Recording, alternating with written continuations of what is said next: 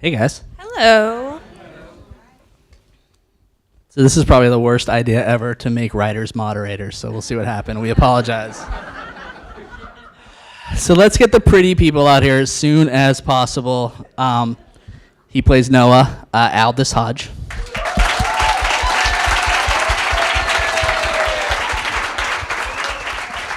What's up, people? She plays Miss Ernestine, Amirah Vann.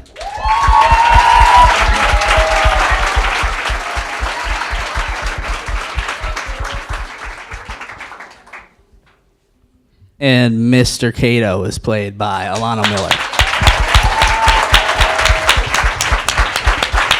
What's going on? Look at all these comfy seats, y'all. I didn't know this even existed. I got the good cushions in there. Was that down? Did y'all get popcorn? Maybe we can get away without saying anything. I know, if we just stay silent over here, maybe they'll just do all the work. Fund. All right, so I imagine we have a lot of actors in the crowd. So coming from my place of ignorance, you know, we do auditions, and we have brilliant people come in front of us and read some sides that we wrote about a month ago. What happens in between? How do you guys pick your roles? How do you find your roles? How do you prepare for them? What's the process like for you guys? Let's start with you, Aldis. Well, pick roles. There you go. There we go. Let's start it off right, first off. Last time I checked, my name was not Denzel, and they were not calling me. So, although I will say you have to be discerning with what you audition for, because you are always in charge of your career. It's your job to steer where it goes, and that takes making sacrifices. And, you know, if you don't want to hit that audition that you might, you know, because it's always the one that you don't want that you book, and you're like, dang, I got to. But, no, as soon as I read this project, it was fantastic work. You guys exhibited this particular subject matter in a completely fresh way. It was attractive, it was palpable, but it was also educational, and it stood for something. And if I was going to be attached to a show for 5 or 6 years, I wanted it to be something that I respected. I love the character, and I love the way you guys executed. So upon auditioning and then getting lucky enough to get the offer, when I was in position to choose, I said, yeah, let me pay these bills.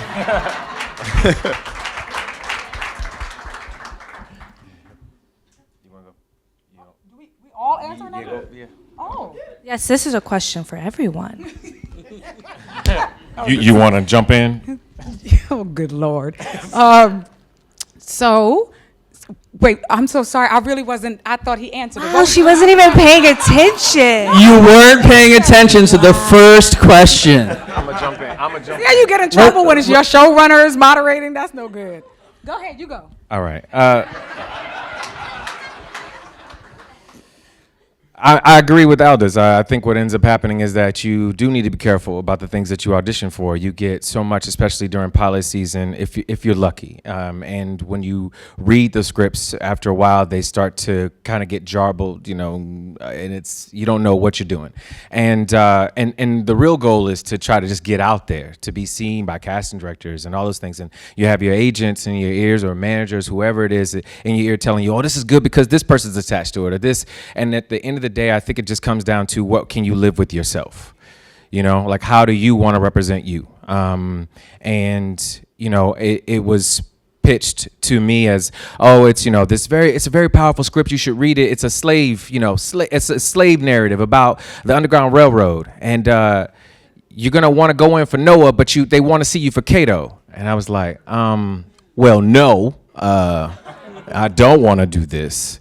And then they were like, just read it. So I read it, and I said to myself after reading it, like, one, wow, this is a beautiful script. But one. Number two, I was thinking, I don't want to play Noah. I want to play Cato. Because again, it's those things where I go, well, if they want to see me for that, I'm going to do something different with it. I want to bring this voice to life in a way that hasn't really been seen, or the way that they're going to do it 1,000 times in this audition. And what is exciting about this character? What can I do with this character? So it became a lot of fun, and it became the challenge, and how people see a character like this and turning him upside down and doing all the things, that the possibilities, you know, your imagination starts to run away with you. I'm like, all right, so I booked this job. And then after that, you know, so you start to continue to do these things. And I saw myself happy if I booked this job. I saw myself filled if I booked this job. And so it became that thing where I wanted to believe so hard that this one would work out, because I knew it would have purpose in life. You know, it would reach so many people. And it didn't have to, you know, be about race. It didn't have to get, you know, heal the world, kumbaya, but it had to start conversations. And I thought, this is that script. This is the script that's going to start conversations. And if we can do that, we can start that movement, then if I would have never worked again, I'm okay with that, because I did something. So, Amirah, we're talking about auditions. But your process was a little bit different than the two dudes up here. You put yourself on tape. Can you talk about the difference? What do you do when you put yourself on tape to make that tape stand out to? Sure. You know, well, so the first thing is, I would say too, is clarity of purpose for me, just in general with auditioning.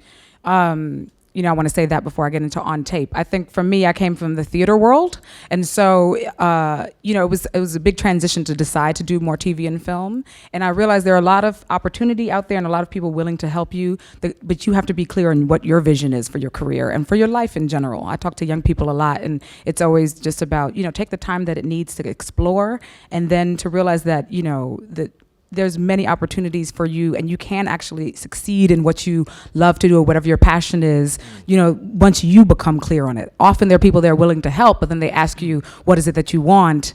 And you're kind of divided yourself, and that's why it gets cut off.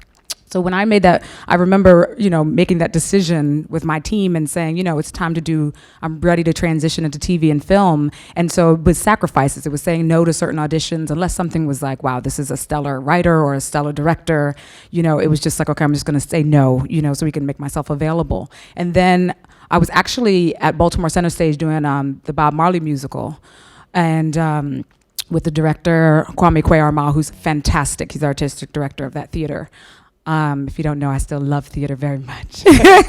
But so I put myself on tape, and you know, the quality, you want to make sure that whatever you have to do so that the work is seen, and whatever's going to make you feel the most comfortable. So what I've found is that the better prepared I am, like, you know, we've taped together many times, and it's like you just want to have all of the, like, the background, the lighting, all of that just kind of in place. You know it's going to be a good tape so that you can do the work.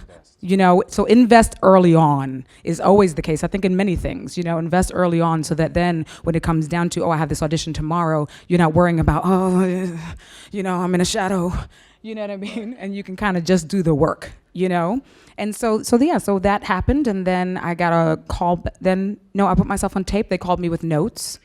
And I was able to speak with the director, Anthony Hemingway, who's brilliant. And in one conversation, we talked in Jamaican accents, and we just went we laughed. We talked about God. We talked about the show. I felt like I got off the phone. I was like, well, I just hung out with my brother.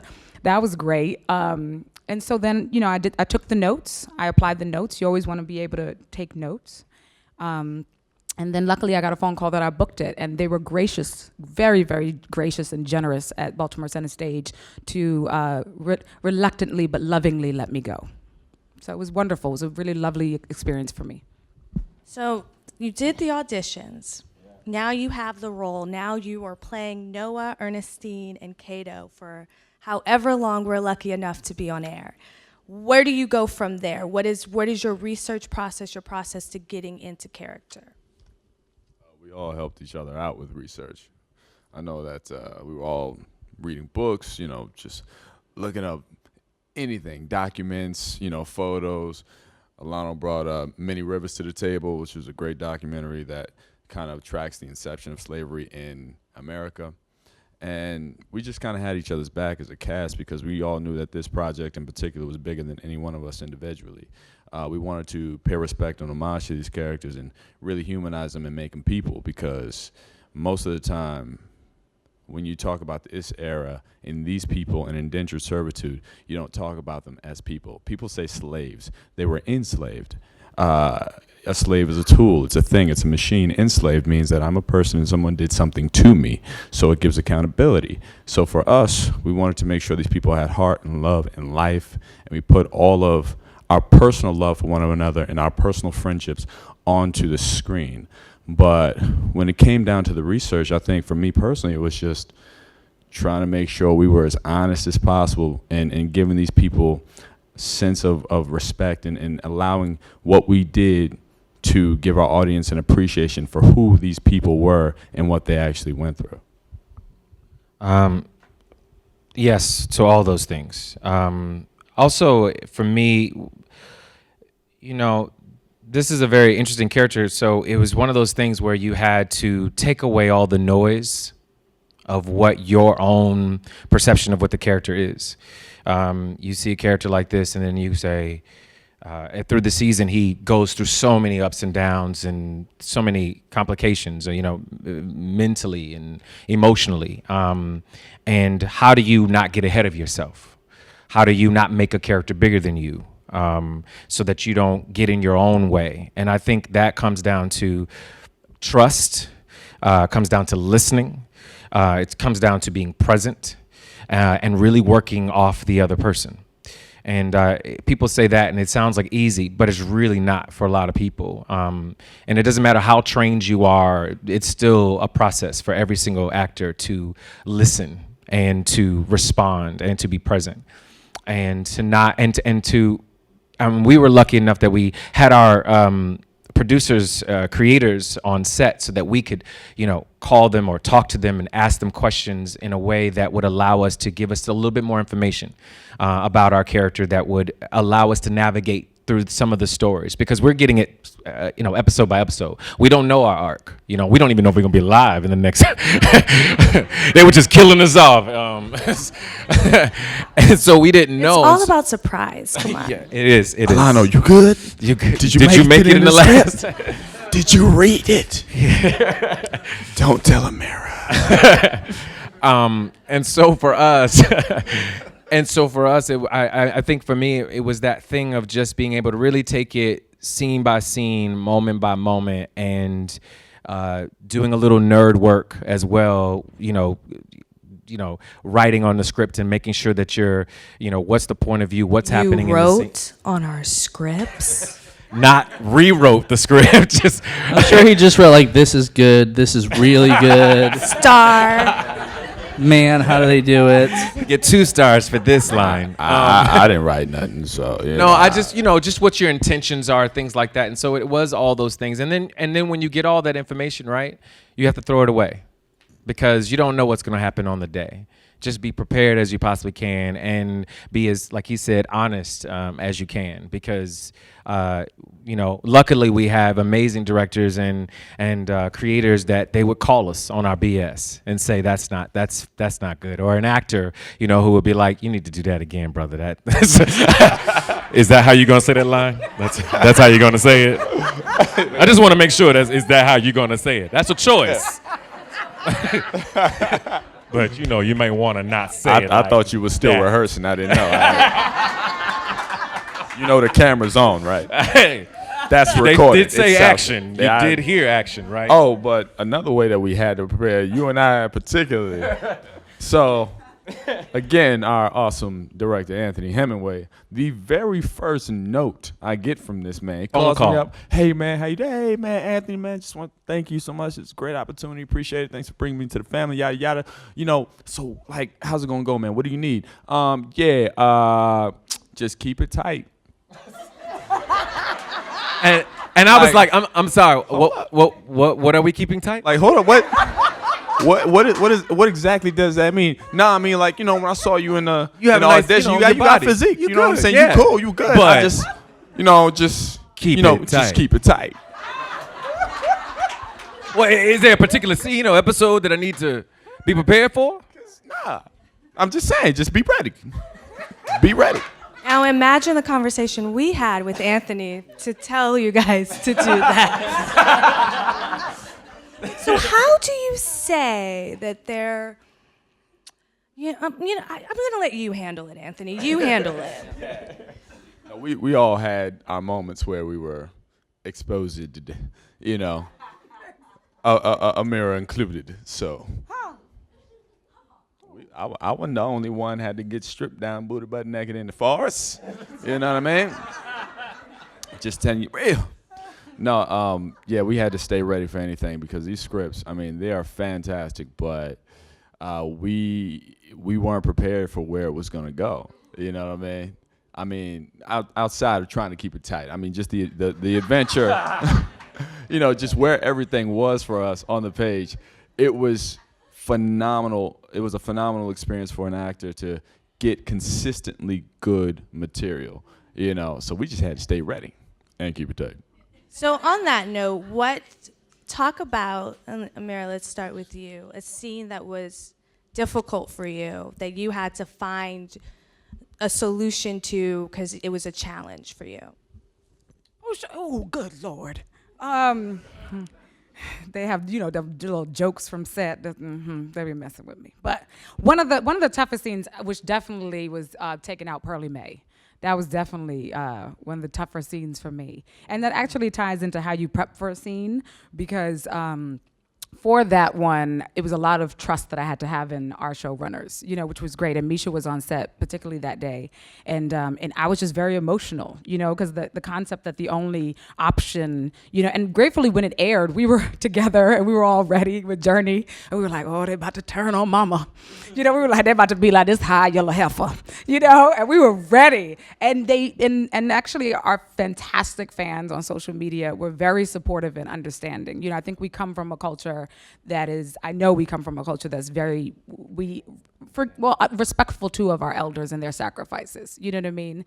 And so I understood that, but then I kind of felt the necessity, it was like imperative to tweet out immediately, let's not forget that we should never be put in any position where the only way out is to take someone else out, to take out our sister, And so, when I had to do that scene, I was overcome with the stakes of the period, And I just remember, saying, oh my goodness, wanting to tell it in that way with that emotion, and I was looking out, and when you have smart people around you, it's great. It's really quickly, and I'd like to think that, given a rehearsal period, I would have come to it on my own.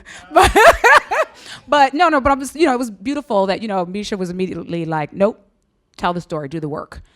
And it's beautiful, first of all, when you have people who know what needs to be done and when you can trust them. And I knew I could trust them. I've always known I can trust them. And that's a lovely feeling when I say, I don't know where this is going. It wasn't my instinct, but I do know how to take a note.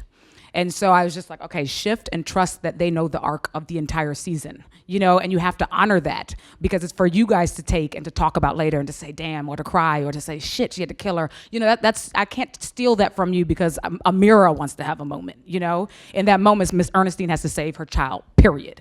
You know what I'm saying? And actually, got me shaking a little bit. It was the hardest scene, but when I watch it, it's actually the most satisfying.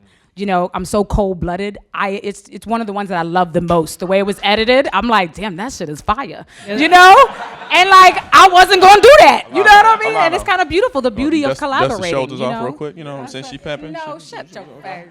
But it's all of it, that's the beauty of collaboration. I love working. I get more excited by working with people who up my game, and so to have someone remind me of something or tell me something and I'm like, damn, I wasn't there. Okay, let's go. That gets me, I love that. So, and we get I'm lucky to get it with my co-stars and with our showrunners, like all surrounded by greatness. And it just kind of makes me want to step up my game, In that space, and speaking of that scene, I think part of the reason it worked so well and everyone was on your side is because, like Alano said, you were listening. I think we sit in post-production editing these episodes, and all we do is like, look at that. He's hearing that line. He's internalizing. How do you guys do that? When the camera's on you and you're not speaking, how do you listen so well? How do you get across to me exactly what we wrote down, how you're feeling? Do you practice that in the mirror? Is it something that's just like Yes. like No. natural ability? Like I how want to start with that what's your one. process? Yeah, because this was one of the other great scenes that I enjoyed thoroughly was working with Johnny Ray when I have to cut off his heels, and it was we did it a few times, and then it was kind of like the magic of theater when it was just this one take. And I think it is just in the listening, being vested in your partner and just saying, I care about you. I mean, I remember, I guess as a youngin' coming up, it was when you realize, like, how do I get out of my own head? And it was like, well, if you keep trying to get out of your own head, you don't get out of your own head. But if you replace it with something else, like, not stop, so not calm down, but like, okay, what does she need? What does she need? What is she going through? What is she looking at me like that for? You know what I'm saying? Like, what did it take her to do her hair so fly this morning? You know what I mean? It's fly. But you know what I'm saying? Like, the more you start asking questions, next thing you know, you're not nervous anymore because you've now put your attention on something else. And I know with Johnny Ray, he's so brilliant. I was just sitting there looking at him more and thinking about is asking questions without speaking. And when he stood up this one time, he just was just like, I'm ready. And he said it in a way that I just kept searching for it. I kept searching for my son to be able to be strong, to not let him down, to be able to, all these things. And he stood up with such courage, and it just broke me, to say, it broke me in a way that was just like, my job is done. He's a man. You know what I mean? Like, mama can let go and I can do this. He's surpassed my ability because I can't even deal with this right now. I will because I have to for my son, but he's ready. He doesn't need mama's pep talk anymore. I think that's also just, it's just gorgeous. I think also we're just blessed because we have amazing writers. I mean, bottom line, that's a huge part of this thing. I mean, look, I've seen some brilliant actors make terrible lines sound like Shakespeare, but at the end of the day, it helps when you have Shakespeare. That's what I mean. Let's just be real. Now, no, and I'm not. I'm gonna ask this question to Aldis. There was some things you had to sell for us when we were talking about, moving, following the song, how the plan's going to work. Not all of that was Shakespeare. How do you approach that? You got all the network notes. They all went to you. So how do you approach that? Because you watch it and I like lean in even and I'm like, what? I'm not quite understanding that, but like, I believe you. Thank you. I can't anticipate how it's what I do is going to be received or perceived. But as an artist, when I'm out there, I'm trying to figure it out myself and kind of to piggyback on what Amirah was saying. When you receive it, when you're looking there, when you're working actor to actor, one of the biggest responsibilities you have is just to be interested, genuinely interested. A lot of times as actors, we're on set and we're thinking about what we're about to do next, and I'm thinking about how am I looking, how am I doing, da-da-da. But how you kind of fall into that rhythm of, genuine emotion is when you are connected with your surroundings and you're actually interested. When you are working off another actor and you are really, invested in who they are, what they're saying, how they look, what they do. There was a lot of times where me and Alano was nothing but just looks, having full-on conversations in 2 seconds with a look, And what I realized later is people will come up to me, you the dude with the eyes. You got, you on that show, the man with the eyes. I got big eyes. My mama said they make me money someday, and I ain't making me money. But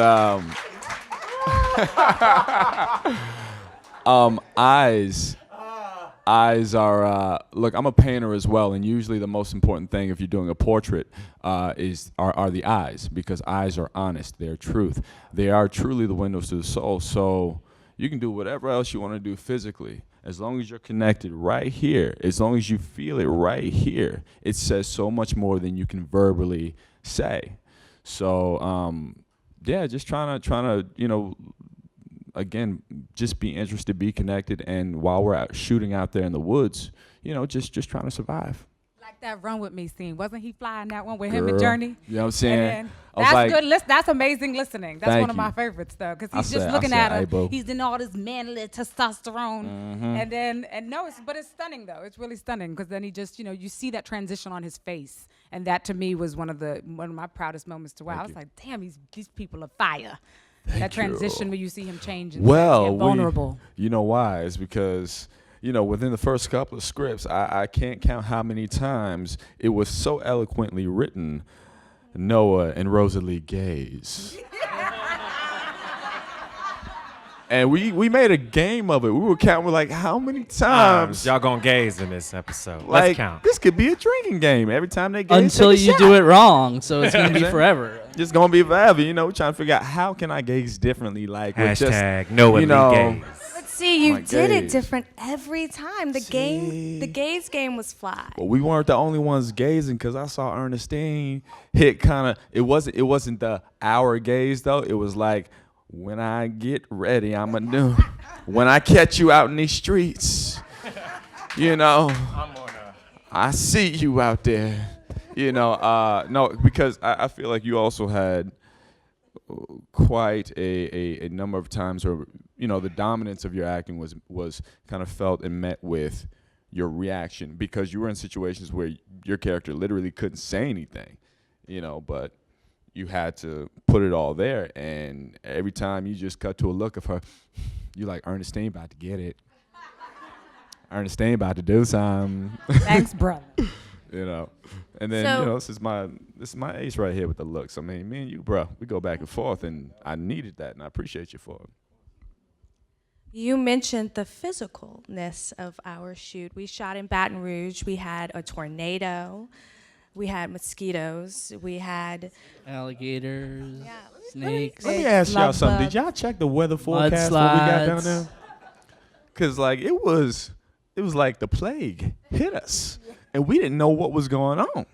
Yeah, I think all of us, including the crew, would say this has probably been the most challenging show to shoot, emotionally, mentally, and physically, because it feels like everything is against you. It was actually a beautiful setup after it's all said and done, and that we were shooting in real slave quarters, real plantation that has not been built, so it already comes with so much history and spirit. Right? So that in itself is crazy. Then, you have these amazing costumes, and you're in it, and you have Misha screaming, more dirt, more dirt, more dirt. Get in that water that you're going to get diarrhea in. Just get in the water.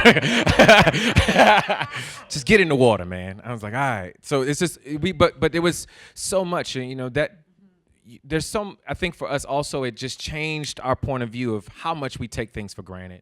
We take so much for granted, the things that we have. Just sitting in this room right now with air conditioning and cushy seats and microphones in our hands. And just the reality is that, all the things that were lost and gained through this time period, it definitely, the environment was set. Even though, we got rained out most of the time. We were, there were mosquitoes eating through my prosthetic. There were, snakes that we stepped on and wrangled and all kinds of stuff. At the end of the day, it all played out. I mean, we all, if you were in the house or in the field, it didn't matter. We were all going through something that would allow us to really dig into this type of show and really understand the depth and responsibility that we had to tell this story. That was beautifully said.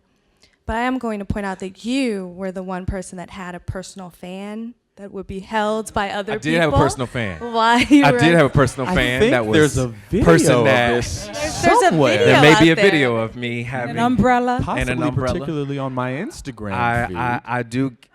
There was a video that says that someone said that I get sunsick. I don't know if it was me, but I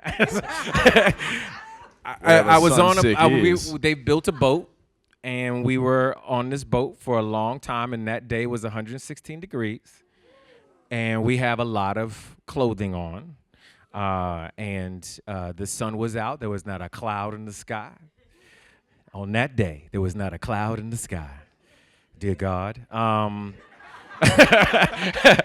And we and we were out there doing our thing, Thug Thizzle and And I remember Misha being like, please get this line right, Alano, so that we can get off this doggone boat. And I was like, my brain is fried. I can't, it's too hot. And, we had to do the moment where, he's choking me. And so I'm staring up at the sun, and the sun is definitely in my eye at this point. And we're doing the scene, and my eyes are closed. And and Aldis is just doing all his stuff, and I'm just giving him nothing because my eyes are closed. And I was acting my at the end of that, I got really nauseous, and there wasn't a Gatorade in sight. And I got really, really sick. Y'all gotta understand, we were on a boat, and with a full-on crew, and they had a backup boat because we were shooting, but the backup boat was our survival because the backup boat had the Gatorade in the water because we were really on the bayou. But it was hard to contact the backup boat sometimes, and you just be sitting there waiting. And I can see you. You see me waving. You see why y'all got bathing suits on right now? He's dying over there. Take off the where y'all at? We at work. That's not the day that I remember. The day that I remember with the fan and umbrella and the full 9 is the day that my character has just gotten done with a fight scene, getting his butt kicked. Me personally, having done this, I was tired. I was covered in blood, sticky, sweet blood. So I was getting eaten up by all kinds of bugs. You know what I'm saying? Jurnee, she had just been through her little tussle. She was dirty and beat up, and we sitting there just tired and just hurting. And my this is when my body's giving up on me because my knees. And then you get out there and you just, Lord, mercy, Jesus, are we halfway done? It's hot. I can't see. What's going on? What is that off in the distance, off there yonder? Oh, it's a man in a top hat, but he looks awfully comfortable because is that a team around? Does he have somebody holding his umbrella for him? And another person with a fan on him? And another person giving him some water? Is that a straw? What in the hell? I'd like to point out, dear Lord, that I asked to hold the umbrella. They denied me my right to hold my umbrella. They said, Alano, we don't want you to get sick again. We want you to be cool and full of fluid. So, you know what I was denied? We out there in the sun. Where's our umbrella? Oh, I'm sorry, Alano. I have the only umbrella. Sorry. But Okay. he gets suns. All right, So- I think we get it. Going on off of this again, talk about what's always interesting to me is acting while doing action, doing your stunts. How do you convey what needs to be conveyed when you're hanging upside down from a tree, when you are hanging in the rafters of the place? How do you pull that off? Because it's super easy to write. You just write it. Oh, we know. Honest fear. I'll tell you. I'll go into just being in the bayou, actually getting in that water, and first of all, you think about these standards and the fact that someone really had to go through this, so that kind of sets your tone. Because at the end of the day, you're tired, you're done, but you can go back home, take a shower, and you've never appreciated a shower until you've been through some bayou swamp. But you think about the fact that these people had this was the standard and the quality of life that they dealt with every day.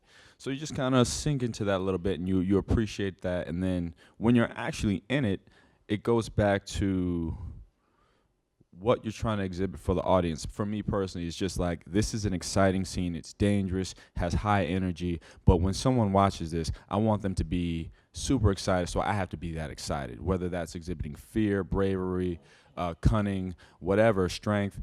I have to be super excited and give as much energy as possible, because you give the same amount of energy when you're doing a subtle scene, quiet drama. Sometimes that takes even more energy because it's like you're trying to fight to be interesting in stillness.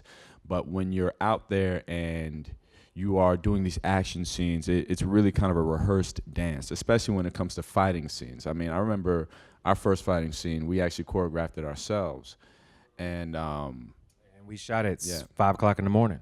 Oh, we shot for like 5 hours, I think, something like that. And we have a history of shooting fighting scenes for quite some time.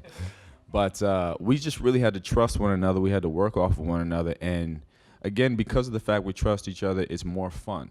There's safety there. There's no fear of, well, this could possibly go wrong, because we're still building it. We're playing with it. But, you know, I trust him. He trusts me. So whatever he wants to go with, we're going to make it work. And I know that he's going to be on his A game, so I'm going to bring my A game, and it's going to be a beautiful scene. But you have to understand the root of partnership when you're dealing with an action sequence. Even if you're in the sequence by yourself, you're still dealing with the DP, so you have to know where the camera is at all times. You're still dealing with your set and your surroundings, so you have to be hyper aware of your placement. And, you know, you have to be aware of your body because of how you're going to move on screen. You know, running is one of the worst things because nobody wants to look, you know, kind of weak when they running. You know what I'm saying? Arms flailing, you know. You got to get your stride down, you know what I'm saying? But motion. We had a very fast DP, so when he Yes. was following them with the camera, they'd come back and they'd be like, "Can he slow down just a little bit?" Okay, We let's did a just say lot of this. running We in don't the have woods. traction under our shoes. He's wearing like He was wearing those shoes that are like gloves. yeah. He's got grip. He's got traction. He's got, you know, cleats on. And we're pretty much running barefoot, basically.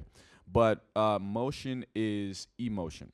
So whatever you're acting in here, in your heart, in your soul, that has to come out physically. And as long as you're connected with yourself, I think that it's, you know, easy to find. Maybe it's not always easy to execute, but it is easier to find who you are and what you want to feel like and what you want to be in that. And I would say too, if you have the luxury of having some time before, like the fight scene you guys choreographed, preparation too is the key to success. You know what I mean? For the few things that I had to do, it was just great to kind of get that out of the way. I would try to find out as much as I can about any physical work, kind of really master that in the way, so then I could do what I was really there for, which was to tell the story and tell the scene. You know, we don't want to be thinking about the physicality and then you lose the scene. What do you think, Amirah, is the key to success? See how I just did that? When transitioning from theater to TV, like, what did you find was the differences? What would you tell someone who's going to their first show from the theater world?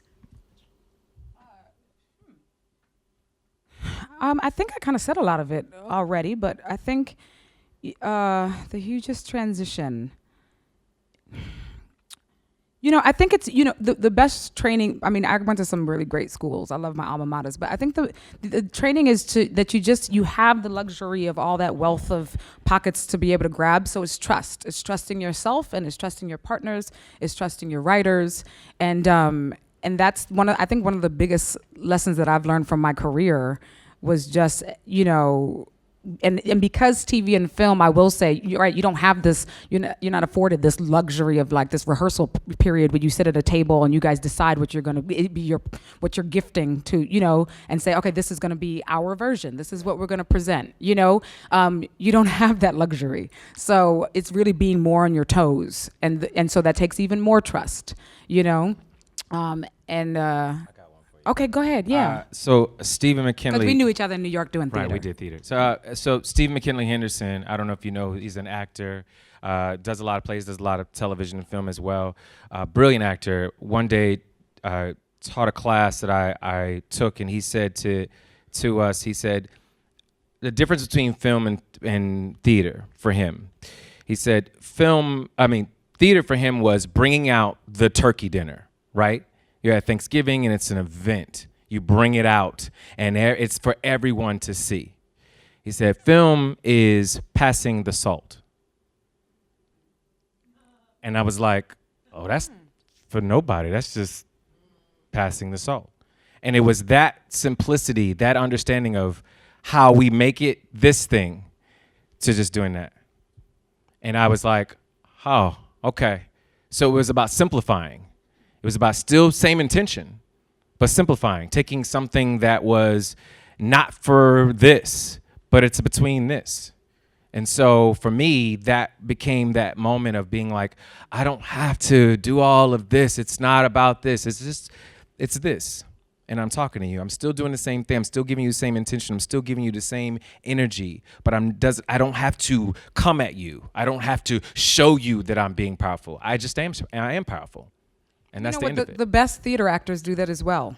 Yeah. You know, I mean, now that when I think back, I think, right, what did I just see on Broadway? But yeah, some of the best actors have that simplicity where they're not fighting for your attention. They're not coming to you. You're coming to them because they're so just in their bodies and just kind of, telling the story. Do you guys know where the camera is all the time? Do you ignore where the camera is, let Anthony do his job? How do you guys approach that? I know Johnny Ray, I spoke to him for a while, and he was like, I know where the camera is. I know what they're getting. I know what you need. What's your process? Well, I personally, I like to keep a good relationship with the DP, and I like to know where the camera is at all times.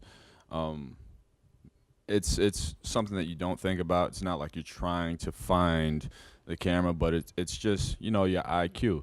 If you're playing basketball, you're with a team of people, and sometimes you got to make split decisions. You don't have time to look every single where. You just have to know where people are at to execute and get the job done. Same thing on set. I don't need to look directly at you. I just need to know your proximity so I can do my job and understand that things are getting achieved, Because for me, on set, you're working in a team environment. It's not just about actor to actor. It's actor to, grip, actor to dolly, actor to sound guy, actor to electrician, actor to A camera, to B camera, because everybody's right there in your proximity, sometimes in your eye line, which you would hope they're not. But I think it's essential to know, or at least have awareness of where everything is and what's going on, because it's not about me finding you. It's about understanding what you are catching in order for me to do my job better. Because if I know I can step over here 5 extra feet, maybe go get a prop and work that into my scene, great. But if I know I only have 2 feet, or you're shooting, chest high to maybe possibly neck high, I know that now my job is a little bit more simplified and internal, and I have to do the work here as opposed to here. You know what I'm saying? It just helps me do my job better knowing all the elements. I wanted to add, I'm sorry. No, you go for it. Because that's actually a great difference too from theater. Because I did have to, my relationship with the camera became a love relationship, but later. In the beginning, I wasn't used to it because I was used to this. I was used to, everyone's here. They see everything I do. I don't have to worry about it. Oh God. But I didn't have to worry about that. And at first it was very strange to be like, I was like, why? Okay, this camera, this guy is right here and I'm trying to do this, and I was combative. Yeah. And then it began to blend. And then I realized I had an aha moment. I don't know where it came from, when I just realized that I was like, because I love having the temperature of my audience in theater. I've always been very aware. There are a lot of actors who, they're like, I have no clue. I know if it's an older audience, younger student, I'm like, they're with us, they're not. I'm just very in tune. So finally for TV, I realized that I was like, all of y'all are in there. You know what I mean? And it just made me say, the thing that I love to do for all of y'all, I have to be in this camera, because if I don't do that, then my relationship that I love so much is not happening, because it's basically that I'm acting like this. I'm upstaging myself, which I would never do in the theater, so unless intentionally. But then, so you know what I mean? And so then when I had that moment, I realized, it was no longer combative, because I was like, I love this. And you guys are just all there. So then it became not about this kind of, I wasn't self-conscious, or like it wasn't an ego thing. It just became about, this is the storytelling that's so familiar to me. So that was great, theater to TV. So there seems to be one of the things that I, with this show, was not prepared for was Twitter and live tweeting and the commitment that is. What do you guys think? Is that an evolving part of your job as actors now? Would you say that? Yes, it is. Fortunately and unfortunately. Depends on how you use it. I think I was definitely not happy about it in the beginning, but as I got into it, I started to realize that it could be something that could be positive for you. And to see people interact that way, to get people involved, to get conversations going, I think it's a beautiful thing. And so, but I do think it's important for you to be an advocate for your project, for your show, for your anything. Because guess what? No one else is going to do it. I mean, you can hope and pray that it's on a network that, it's like Fox and this, and they're going to run that commercial. But no one's going to see it with the eyes and the heart that you have for it unless you put it out there. And it is about that. It's about how passionate are you about your project and how important is it that people see it and get eyes on it and spark questions and get conversations and talking to them about the things that are going on it. And I think that's the power of social media. I mean, there's a lot of other crazy stuff out there. And if you're a woman, I'm sorry. Real talk. But there is this ability that there is this responsibility, I think, as actors that we really have to continue to step up. And if you're a young filmmaker or you're a person who's writing and all these other things, how are you going to connect? How are you going to get people to watch your film or know about your film or fund your film or do any of the other things that are going on if we don't have this platform? And so it does become a part of our business, our job. It's like, I know me being in school, that wasn't taught, that would be the next thing. But in this generation, we have to continue to adapt and build because in a sense, they're like your agents and managers. They are an asset to you. They can do so much more for you. There are moments that you may not be aware of, but they're choosing actors based off of your followers. So that decision between me and Aldis for a job can be down to, hey, we like them both, but how many followers does Alano have in comparison to Aldis? Got to go with Aldis. You know what I mean? And that's part of the game now. Unfortunately. It's so sad, but they've actually said that a couple of times about certain people. And I was way better than Aldis. So many followers, specifically, yes. How about social activism? I mean, not only the nature of the show, but the fact, I know for a fact you all are very involved in causes. Where is the responsibility? What do you guys feel is your duty as an actor to the world? Well, I think our responsibility as actors is to really understand our influence and efficacy. That's sort of a catch-22 in that as an influencer, you never know how many people you can influence, and you don't know how they are influenced by you. But I think if you carry yourself with respect, carry yourself with dignity, and if you do something, stand behind your word, and hopefully it stands for something, for progression, for the betterment of a cause or something like that, it's easier for you to understand that extra added bonus to your job, because now, as actors and artists, I mean, we've always been influential. We've all set the tone for this new trend, that new trend. A lot of people look up to entertainers, sports guys, musicians for dreams and hopes, but sometimes they get it wrong. Sometimes people look up to actors because they want to be famous and rich, and I tell people straight off the bat, if that's why you coming to do it, go do something else.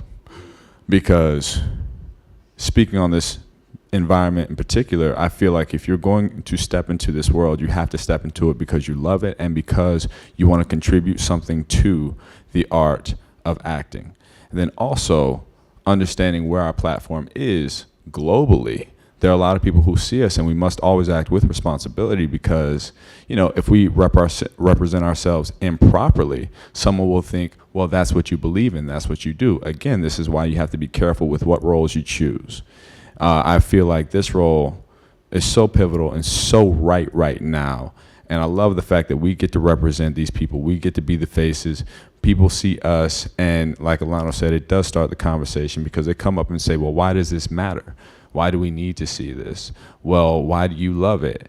And then they begin to think differently. There's an entire younger generation that doesn't know this history, and now they're seeing it, and it's popular, and it's the cool thing. So they're going to engage it more. And now they carry themselves with a different degree of respect because they realize, oh, it's not cool to just be out there and accept subpar. I have a potential to live up to, and that's what I have to do. That's my responsibility to myself.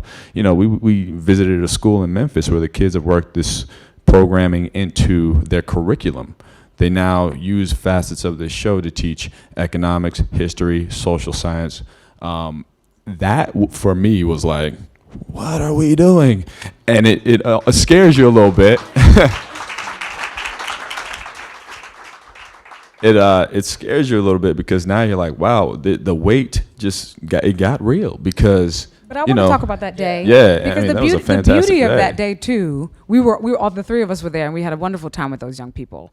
I love working with young people, but the beauty for me is I come from educators, and my mother used to always tell me how she would just be so disgruntled because in teaching this period of history, she would just see, she was a para before she became a teacher. And she would always see in her early years of teaching how the students would just kind of be like, everyone would just have their heads down when it came to this. White students like, oh, that's what they did, and black students, that's what we were. And it was just like so taught in a way that just brought everybody down. And the most exciting thing about this brilliant writing is that, it's truth telling, and that's also the responsibility that we have. And when you get a script that's actually accurate, not taking sides, everyone is human, everyone is flawed. I mean, it's just such a reflection of real human beings that they've written. It just makes it extraordinary. And so when we're talking about it, and we're talking about, oh wow, we see this period as the first integrated civil rights movement. We see them as heroines, and we see, family units and bonds of the, and the courage that it took. And all these wonderful traits that we were looking at these young people, and we just saw, I was like, they're standing taller after watching this and after studying it. And that's something that I feel like has never been a result of discussing enslaved people in this country. Rarely, or I'll say rarely. I'm not all over the country. But I think often it's just wasn't that's the feeling. And I think now, even when I love social media, because for me it's like a talk back. So that makes it like theater. Because I'm like, oh great, and I love running into people, and they're just like, I'm so sorry. I was in Brooklyn at the Prince birthday party that Spike Lee held, and I ran into a few sisters, and they were just like, I'm so sorry, I'm emotional, I'm just so proud. And I was like, it's beautiful, because I'm like, no, it's our story, like don't apologize. This is as much yours as it is mine, so, and I think that's just, but the ability for us to look at this and say we're human and we've all been through this, and the potential of what we can do now in the face of so much that's happening in our nation, the fact that we've done it before, where we've come together against injustice and not against just one particular race of people, but we've said, no, actually the injustice is the thing that we need to be targeting. We've done it before, and hopefully that will inspire us to say we can do it again. Simply, for me, it's, look, you might not get an opportunity to be on a show that's, that you can speak passionately about. So for those who are, who don't end up in that situation and are doing other things, at the end of the day, your voice is important. It doesn't matter if you're an actor, if you're a plumber, whatever it is, you could be whatever it is. The reality is that every one of us has a responsibility, regardless of how high and how small, to have your voice heard in the world. We are chosen, as artists, to bring voice to the voiceless. We are chosen to have a voice. And so it is important for us, whether you agree, disagree, whatever it is, to make sure that your voice is heard. God willing, it is not one that is destroying the world and hurting other people. God willing, that it is one that is uplifting and trying to connect us and trying to build us and move us forward. But it is our responsibility as a whole to not buy into the hype of all the other bull and cut out all the other things and say it is our duty as human beings to speak up and speak out. Even if they weren't telling us to do this, what a awesome note to end on. Thank you guys for doing this. Actually, thank you all. Thanks. I had a question for you guys. Because I'm sorry, we're out of time. We're out of time. We gotta go. No, we got time. No pressure at all. So I mean, I just as an audience member, I'm just so curious, like who is like your favorite actor to work with? I mean, I'm just like, it's just like that would be Rosalee. My favorite, I can answer this. My favorite I'm kidding. actor Don't answer that. What are you doing? When I read the lines to myself in my room as I write them, I'm my favorite actor. Well played.